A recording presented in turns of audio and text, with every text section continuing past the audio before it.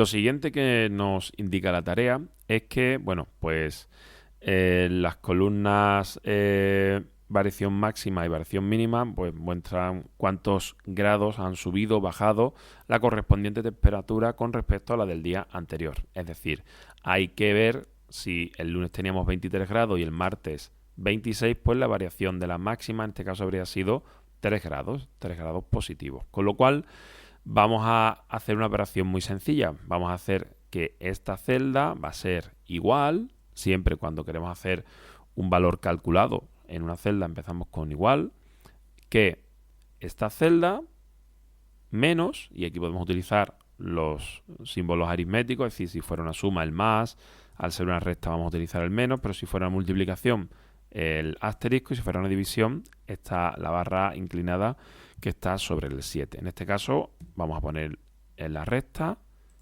y seleccionamos el día anterior, el lunes.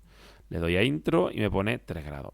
Aquí ahora sí vamos a aceptar el autocompletar sugerido por Google, que nos dice que bueno, aplicar la misma opción para el resto de celdas. Pues bien, aquí vemos cómo nos indica el día miércoles subió hasta 28, más 2 grados, más 1 grado, después baja a 27, menos 2 grados, y aquí tenemos cómo va variando la temperatura máxima. Para el caso de las mínimas, pues vamos a hacer lo mismo, simplemente le damos a igual, en este caso, perdón, en la celda de abajo, le damos a igual, y ya veis que me está sugiriendo que aplique la misma fórmula que en las otras columnas. Le voy a decir que sí, E4 menos E3, y que lo aplique también para todas las demás. Pues bien, aquí por ejemplo teníamos 18 grados, como el día anterior teníamos 15, pues la variación ha sido de 3. Genial. Hasta aquí lo que serían las operaciones sencillas, son simplemente las sumas. Pero aquí tenemos algunos datos más específicos. Queremos el valor medio, es decir, cuál fue la temperatura máxima media de la semana, y aquí vamos a tener que utilizar una fórmula. ¿Cómo? Pues las fórmulas están aquí, damos sobre este icono y se nos despliegan, aparecen aquí arriba las más frecuentemente utilizadas, las últimas utilizadas, pero después tenemos infinidad de fórmulas que están organizadas en diferentes categorías.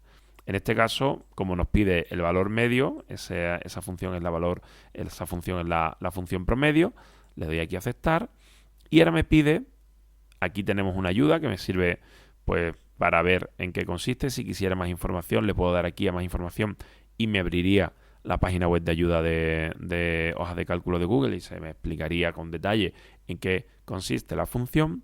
Pero en este caso lo que me pide es que seleccione el rango de celdas para calcular el promedio. Selecciono y sin levantar el clic del ratón arrastro, selecciono la última y ya simplemente dándole clic a intro, pues tengo que el valor medio de temperatura ha sido de 27 grados.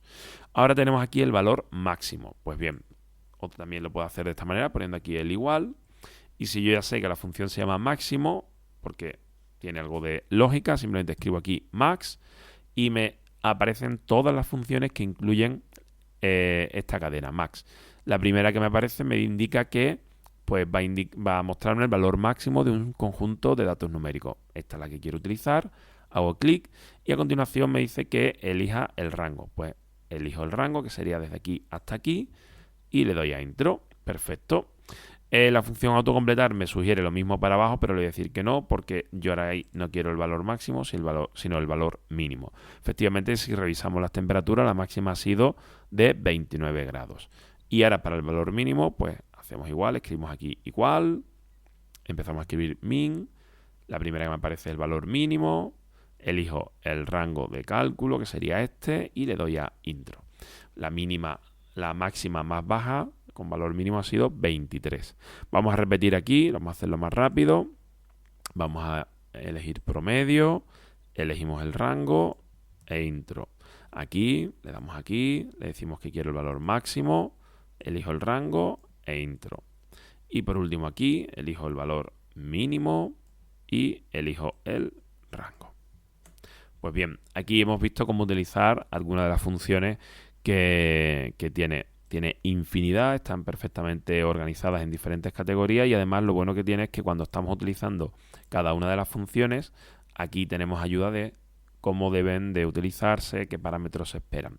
Debemos de saber que cuando yo utilizo dos celdas e indico una, dos puntos y otra, eso significa un rango. Es decir, esto se traduciría como desde E3 hasta E9.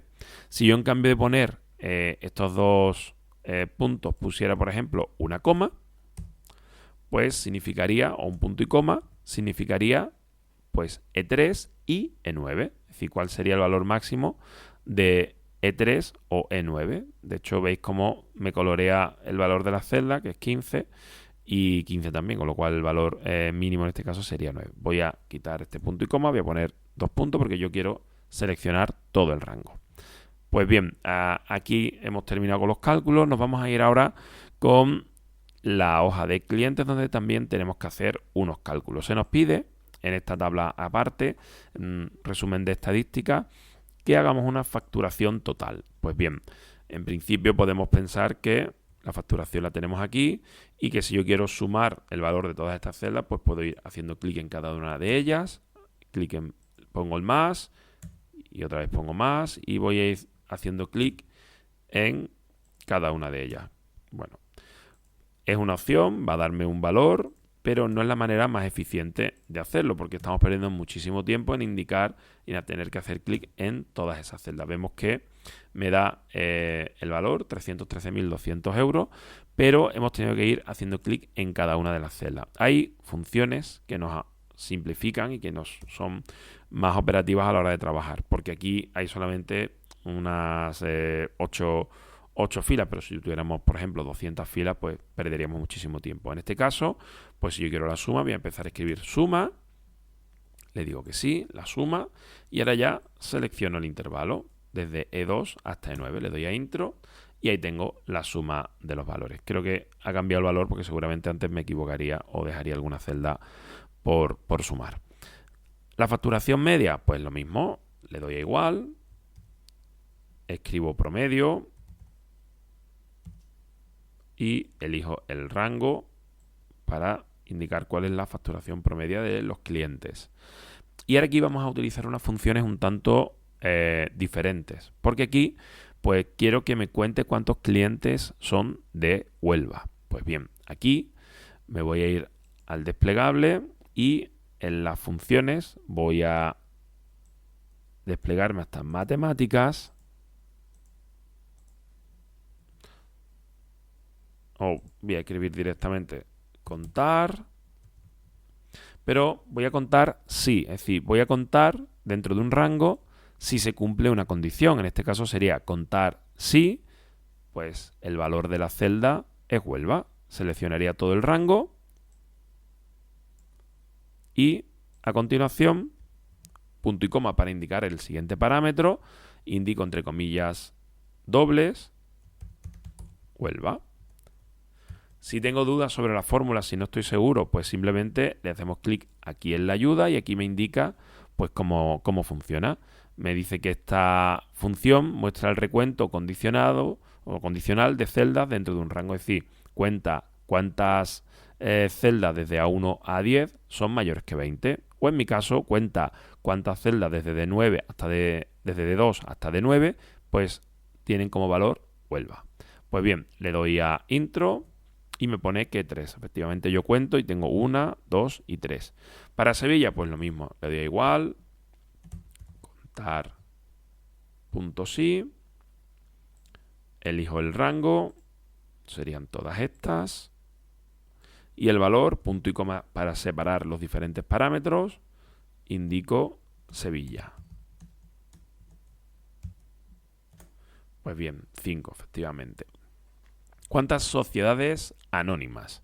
Pues bien, las sociedades anónimas son las que terminan las empresas en SA y las limitadas las que terminan en SL.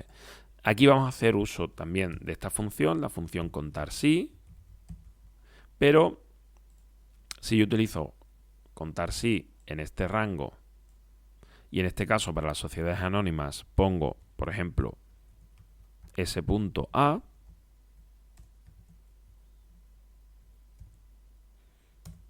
vemos que me devuelve 0. ¿Por qué? Porque él lo que busca es qué celdas desde la C2 hasta la C9, pues tienen su contenido totalmente igual a S.A. ¿Qué ocurre? Que no es igual, tiene un nombre de una sociedad por delante y terminan con S.A.